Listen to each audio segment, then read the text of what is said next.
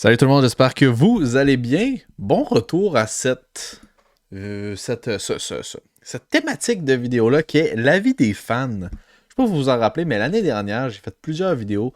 L'avis des fans, où est-ce que à chaque jour, je vous pose une question dans l'onglet communauté de ma page YouTube que je vous mets à l'écran à l'instant. Vous allez sur le gérant d'estrade et vous avez l'onglet communauté. À tous les jours, je pose une question à la communauté. Satisfait de l'échange, mettons, satisfait d'avoir nommé Matheson et tout. Il y avait beaucoup plus de monde l'année dernière qui réagissait. On parle de 156, une centaine de votes, toujours un peu plus. Cette année, on est redescendu un petit peu. C'est sûr que ça prend du temps, je recommence. On est plus aux alentours de 50-40, mais quand même, c'est des bons sondages qui sont bons à chaque année. À chaque jour, excusez-moi. Et j'ai décidé qu'on allait revenir avec cette thématique-là, de rediscuter un peu de ça, des sondages que je fais.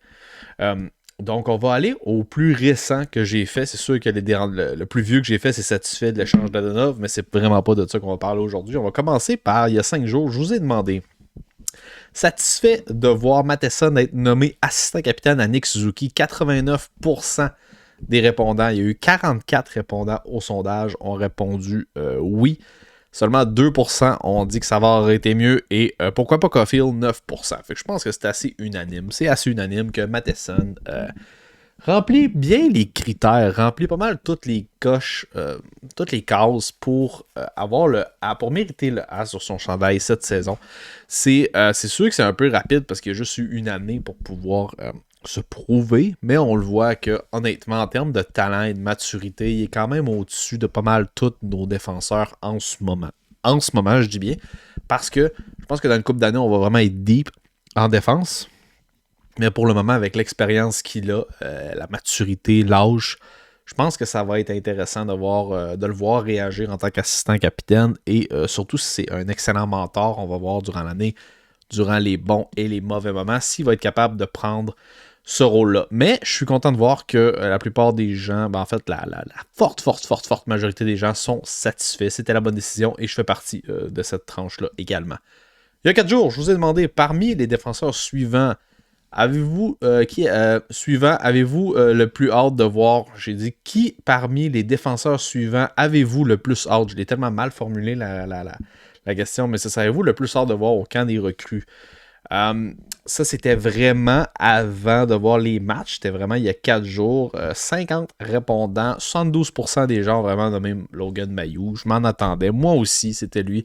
22% David Popcorn, donc David Reinbacher.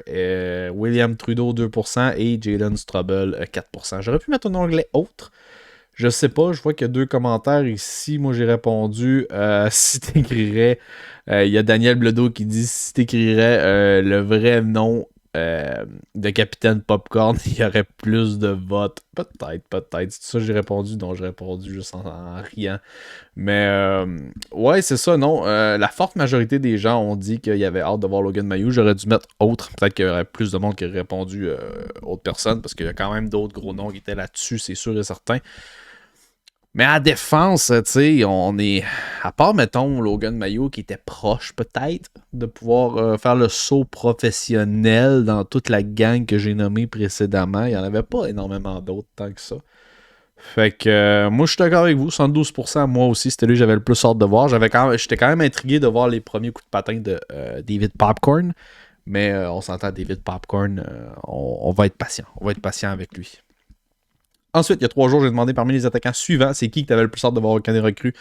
Owen Beck, 52 répondants, 12% ont dit Owen Beck, 44% Joshua Roy, 33% Emil Heinemann, Philippe Messar, 8%, et puis Riley Kidney, 4%. Un petit commentaire, Roy, déjà peut-être scanner son nom au Centre Bell, Québécois très talentueux, gros IQ, parfait pour... Ouais, je suis d'accord avec toi, Daniel. Je suis vraiment d'accord avec toi. Moi aussi, je le vois vraiment, cet attaquant-là comme étant un beau projet, un beau potentiel, Joshua Roy. C'est d'ailleurs, selon moi, lui qui a le meilleur camp jusqu'à maintenant en termes de matchs joués. Tellement une belle créativité offensive. Pas nécessairement besoin, un peu comme... tu sais, Nick Suzuki, c'est pas le plus rapide. Mais il y a tellement une belle créativité offensive que ça compense pour le reste. Un beau IQ hockey. Je pense que c'est un peu la même chose du côté de Joshua Roy. Non, c'est pas le plus rapide, mais un très bon IQ. Un petit peu légèrement supérieur à la moyenne, qui est capable de pouvoir compenser sur certaines lacunes.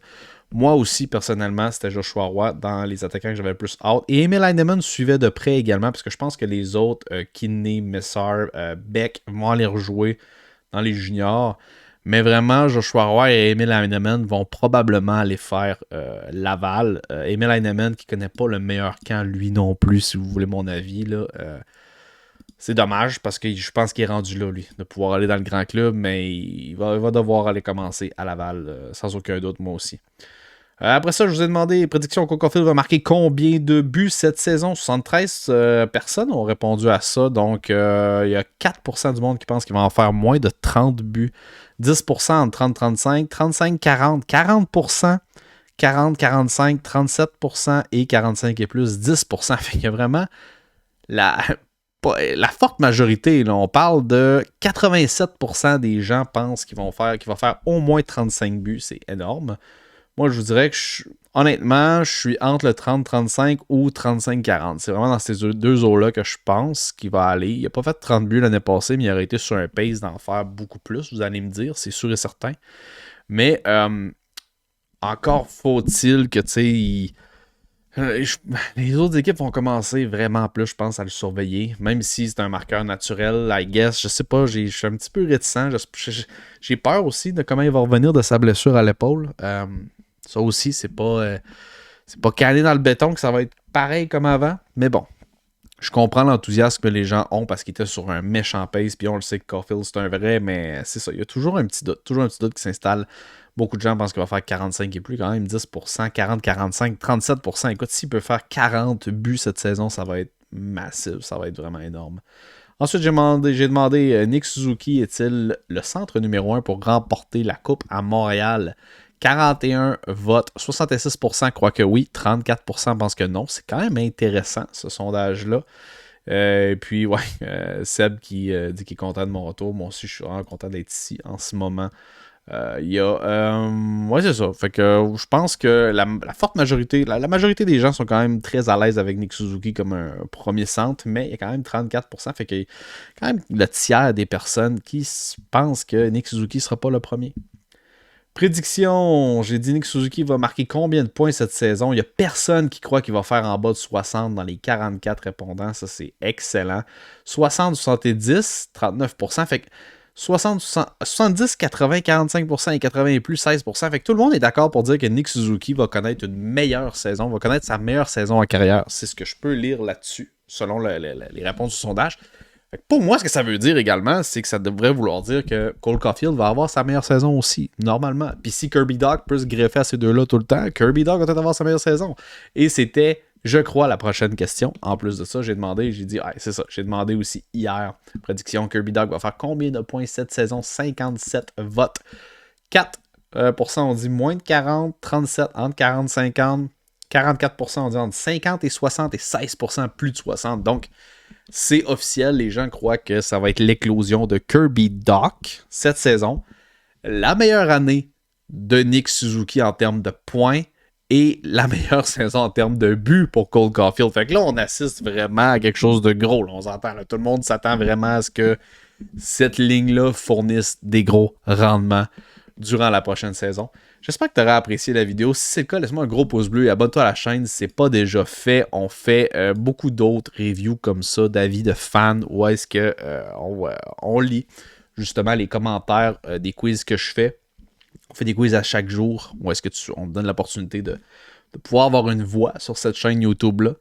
Et puis, ça va ressembler à ça. Moi, j'ai hâte de commencer à faire dans les gradins, dans le fond, où est-ce que là, on va commencer à parler du score de Canadiens de Montréal. Donc, n'oublie pas, je t'invite à t'abonner si ce n'est pas déjà fait. Merci. Peace out, guys.